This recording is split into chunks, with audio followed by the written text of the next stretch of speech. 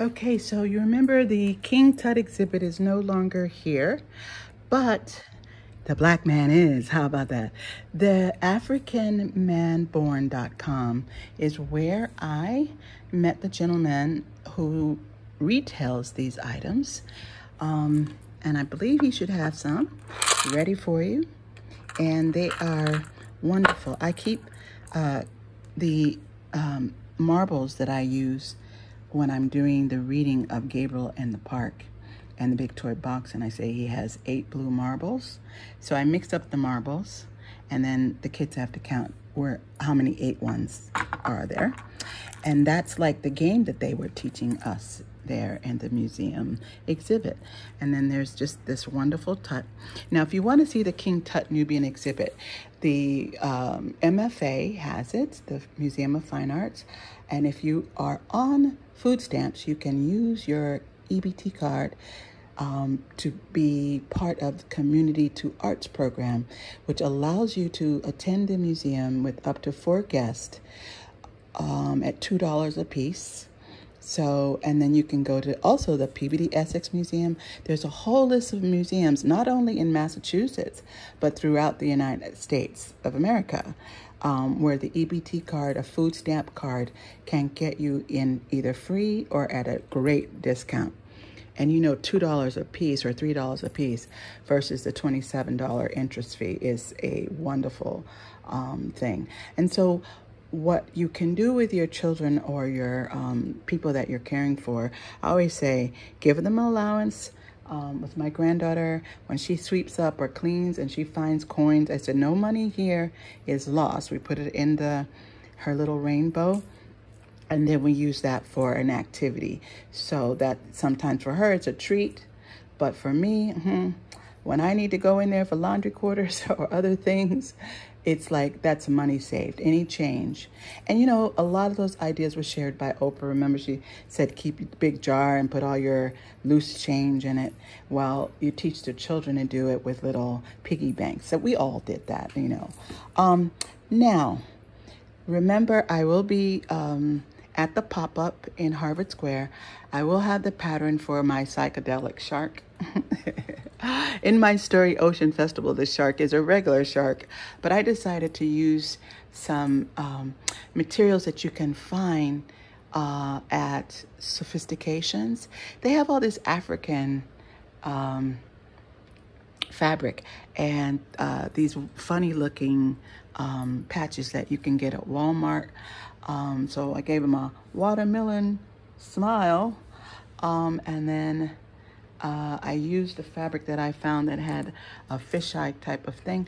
And the reason why I'm doing this is to not only talk about psychedelic and tie-dye, but the conditions of the ocean.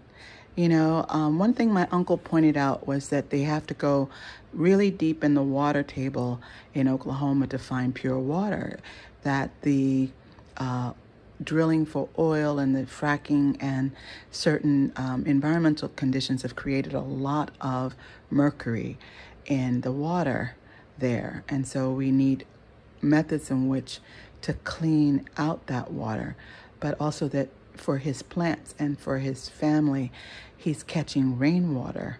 So it's almost like back to the days when those towns had rainwater, rain wells, where they would capture the rainwater and use that to supply the family's water source. You can see that on Petticoat Junction. If you watch that, they have the big, we used to have them in Oklahoma, the big Purina looking things that had the rainwater being caught.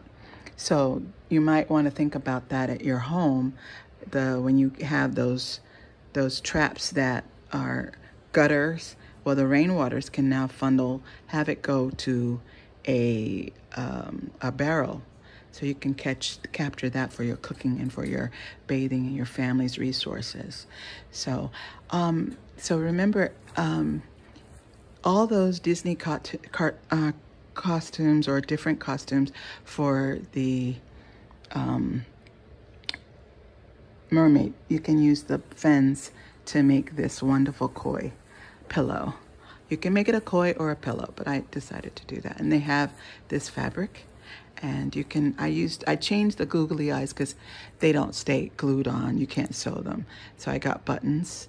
So you can use whatever buttons you choose for your pupil. But I like, this one is a really beautiful shell, pearlist shell. But on the other side, I used a button that I found at my uncle's house, and it's a star-shaped button. It looks like it's made out of bone. I don't know if it's elephant or, yeah, fish bone or elephant bone, things like that. So this is priceless. This stays in the family. So, and remember, I brought back the one from China and showed you how the mice had bitten it through it. So I had to make a new one. But this is the fabric that was found similar to a swimsuit that I had for my daughter, found in Sarasota when we went to Disney. So here's a different costume bottom that I use. And this is an apron, an idea for an apron. Now, when I've taken martial arts since I was like, what? I think my ballet teacher in Oklahoma, her husband was a Chuck Norris type dude, and he was taught us karate. So I've had all of this collections of used karate belts, kung fu belts, taekwondo. Did you get to level 4, 3, 2, whatever? So now I use that for aprons. Look at that. So the Ocean Festival apron is just a basic 2-inch. I was using Velcro to close it when you make the full skirt if you wanted to back around. But for an apron, just use a used martial arts belt. The fabric, really basic. I did all of this myself. You know, and you could I could serge this and make it look more professional, but it's just for the kitchen and for painting. Now, you know, it's really interesting because if you can use it around the waist, but if you have a person who needs it as a bib, it's also a nice for an adult bib. It could be used for a bib as well, for a seafood restaurant, right? And keep your clothes clean. Now, this pillow, I got at Christmas tree shop. So, the seahorse, Caesar the seahorse in the storybook. So you can, let me see. I'm sure you could probably, let's see. Oh, it's by Nautica. Look at that. It's by Nautica. And so Nautica Home, and let's turn it over for the UR code, the barcode and information. There you go. So that's for the Caesar the seahorse. And see, they have several seahorses on this beautiful pillow. So I got it at the Christmas tree shop, but it's a Nautica pillow. And I guess I like the racing checkered pattern on the back. But it's a Nautica Home.